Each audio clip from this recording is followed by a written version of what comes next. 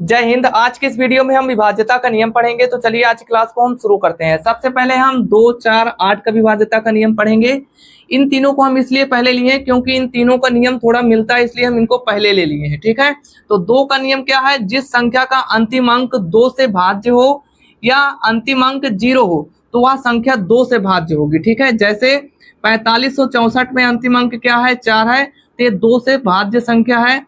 4152 में अंतिम अंक क्या है? 2 है, तो ये 2 से भाज्य संख्या है। 6030 में अंतिम अंक क्या है? 0 है, तो ये संख्या 2 से भाज्य है। जैसे मान लीजिए और भी संख्या हम लिख सकते हैं, जैसे मान लीजिए 4862 है, तो ये भी संख्या 2 से भाज्य होगी क्योंकि अंतिम अंक 2 से भाज्य है। ठीक है, जैसे और भी संख्या हम लिख सकते हैं, जैसे मान लीजिए 4758 हो गया, तो ये भी संख्या 2 से क्या होगी? भाज्य होगी क्योंकि अंतिम अंक क्या है? 8 है, तो 2 से भाज्य है 8। इसका मतलब है 4758 2 से भाज्य है। ठीक है, अब चलिए 4 का नियम पढ़ लेते हैं। 4 का नियम है जिस संख्या के अंतिम 2 अंक, अंतिम कितने अंक? 2 अंक 4 से भाज्य हो तो वह संख्या 4 से भाज्य होगी। ठीक है, जैसे मान लीजिए 3548 में अंतिम अंक क्या है? 48 है। 4 से अगर हम 48 को काटेंगे तो पूरा पूरा कट जाएगा। ठीक है, तो यह संख्या कैसी है? 4 से भाज्य है।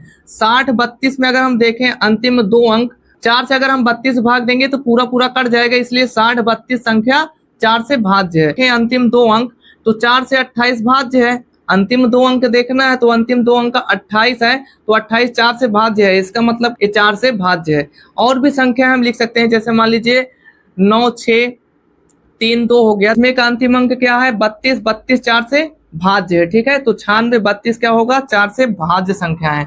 अब 8 का नियम पढ़ लेते हैं। जिस संख्या के अंतिम 3 अंक, कितने अंक? इसमें अंतिम कितने अंक भाज्य होने चाहिए? 3 अंक अगर 8 से भाज्य है तो वह संख्या 8 से विभाजित होगी। ठीक है, जैसे यहाँ पे हम देखें 57,528 में, तो इसमें कितने अंक लेना है? 3 अंक लेना है। 3 अंक 8 से भाज्य होने चाहिए।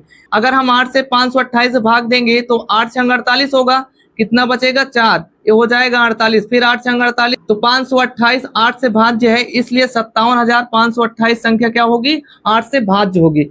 95,112 में अगर हम अंतिम 3 अंक लेते हैं, अगर इसमें हम 8 से भाग देंगे 112 में, तो 8 एकम 8 बचेगा, 3 हो जाएगा 32, 8 से 32, तो अंतिम 3 अंक 8 से भाज्य है। इसका मतलब है 95,112 क्या है? ये 8 से भाज्य संख्या है। 76,296 अगर इसको हम देखें, अंतिम के 3 अंक लें, अगर इसमें हम 8 से भाग देंगे तो 8 तरीक हो जाएगा 24, बचेगा 5, हो जाएगा 56, 8 सते 56, तो अंतिम 3 अंक 8 से भाज्य है। इसका मतलब 76,296 जो संख्या है ये 8 से भाज्य संख्या। तो इसको याद कैसे रखना है? देखिए, 2 पहले नंबर पे है तो इसमें का अंतिम 1 अंक 2 से कटना चाहिए, और 4 दूसरे नंबर पे है तो इसमें अंतिम के 2 अंक कटने चाहिए।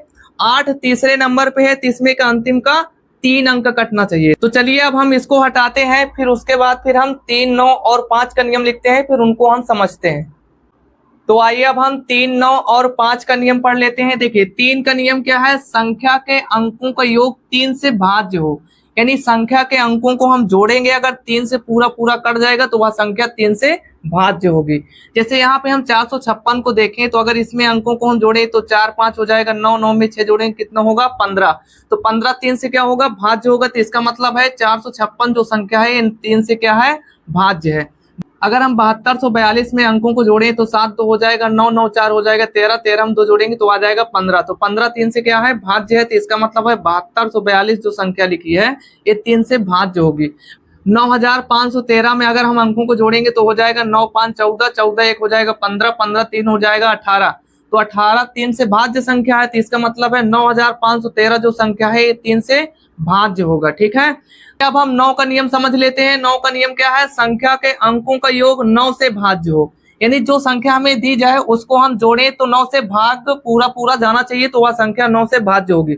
जैसे यहाँ पे लिखा हुआ है 486, अगर हम इसके अंकों को जोड़ें तो 4 8 कितना हो जाएगा? 12, 12 में 6 जोड़ेंगे तो हो जाएगा 18, तो 18 9 से भाज्य। इसका मतलब है 486 जो संख्या है ये 9 से भाज्य होगी। 765 में अगर हम अंकों को जोड़ेंगे तो 7 6 हो जाएगा 13, 13 5 हो जाएगा 18, 18 9 से भाज्य है, इसलिए 765 जो संख्या होगी वो 9 से विभाजित होगी। ठीक है, 2754 के अंकों को अगर हम जोड़ेंगे तो आ जाएगा 7 2 हो जाएगा, 9 9 5 हो जाएगा 14, 14 4 हो जाएगा 18, तो 18 9 से भाज्य है, इसका मतलब 2754 संख्या जो दे रखा है वो 9 से क्या होगी, भाज्य संख्या होगी। तो चलिए अब हम 5 का नियम समझ लेते हैं। 5 का नियम है संख्या के अंतिम अंक 5 या 0 हो, अंतिम अंक क्या होना चाहिए, 5 या 0 हो तो वह संख्या 5 से भाज्य होगी। तो 3125 में अगर हम देखें तो अंतिम अंक क्या है, 5 है, तो यह संख्या 5 से भाज्य है। 370 में अगर हम अंतिम अंक देखें तो 0 है, तो यह संख्या कैसी है, 5 से भाज्य है। 40,325 में अंतिम अंक क्या है, 5 है, तो इसका मतलब है ए भी संख्या कैसी है, 5 से भाज्य संख्या है। तो चलिए अब हम इसको हटाते हैं, इसके बाद फिर हम 6, 12 और 18 का नियम समझते हैं। तो आइए अब हम 6, 12, 18 और 11 का नियम समझ लेते हैं। सबसे पहले हम 6 का नियम समझेंगे। 6 को हम 3 गुणे 2 में तोड़ सकते हैं। तो जो संख्याएं 3 और 2 से भाज्य हो, जो संख्याएं 3 और 2 से भाज्य हो वो संख्याएं 6 से भाज्य होंगी, ठीक है। जैसे 378 ऐसी संख्या है जिसको हम 6 से भी काट सकते हैं, पूरा पूरा कट जाएगा, 3 से भी काट सकते हैं, पूरा पूरा कट जाएगा, 2 से भी काट सकते हैं, पूरा पूरा कट जाएगा। और भी आप उदाहरण लिख सकते हैं, यहाँ पे थोड़ा जगह कम था इसलिए हम एक ही संख्या लिखे हैं। तो चलिए अब हम 12 का नियम समझ लेते हैं। 12 का नियम क्या है, 12 को हम 4 गुणे 3 में तोड़ सकते हैं। जो संख्या 4 और 3 से भाज्य हो, जो संख्या 4 और 3 से भाज्य हो वह संख्याएं 12 से भाज्य होंगी, यानी 3 और 4 से दोनों से अगर कटेगा तो वह संख्या 12 से भाज्य होगी। जैसे 984 ऐसी संख्या है जो 3 और 4 से पूरा पूरा कट जाएगा और 12 से भी पूरा पूरा कट जाएगी, ठीक है।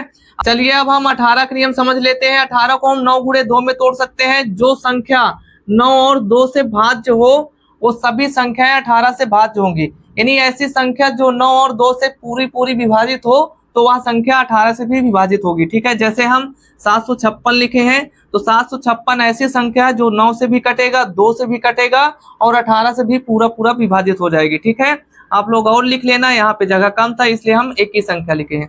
तो आइए अब हम 11 का नियम समझ लेते हैं। 11 का नियम बहुत ही इंपॉर्टेंट नियम है, आपके एग्जाम में जरूर पूछा जाता है। तो 11 का नियम क्या है, संख्याओं के विषम स्थानों का योग और सम स्थानों का योग बराबर हो, यानी कहने का मतलब है सम स्थानों का योग और विषम स्थानों का योग क्या होना चाहिए, बराबर होना चाहिए। ये हो गई पहली कंडीशन। दूसरी कंडीशन क्या है, उनका अंतर 0 हो। जो सम स्थानों का योग है और विषम स्थानों का योग अगर उनका हम अंतर करें तो 0 आना चाहिए, या 11 से भाज्य होना चाहिए, या तो 11 के पहाड़े में आना चाहिए, ठीक है। तो जैसे हम एक संख्या लिए हैं 6,39,815, अगर इसके हम विषम स्थानों का योग करेंगे, अगर हम 6 में 9 जोड़ेंगे कितना आ जाएगा, 15, 15 में 1 जोड़ेंगे कितना आ जाएगा, 16। तो विषम स्थानों का योग कितना आ जाएगा, 16। अब अगर हम सम स्थानों का योग करेंगे कितना आ जाएगा, देखो 3 में 8 जोड़ेंगे कितना आ जाएगा, 11, 11 में 5 जोड़ेंगे कितना आ जाएगा, 16। तो माइनस करेंगे तो कितना आ जाएगा, 0। तो अंतर कितना आ गया, 0। इसका मतलब जो ये संख्या है 11 से विभाज्य है, ठीक है। तो आज की वीडियो में हमने विभाज्यता का नियम पढ़ा है। अब इसके नेक्स्ट वीडियो में हम भाज्यता पर आधारित प्रश्नों को हल करेंगे। तो आज की वीडियो में बस इतना ही, अब मिलते हैं आपसे नेक्स्ट वीडियो में। जय हिंद।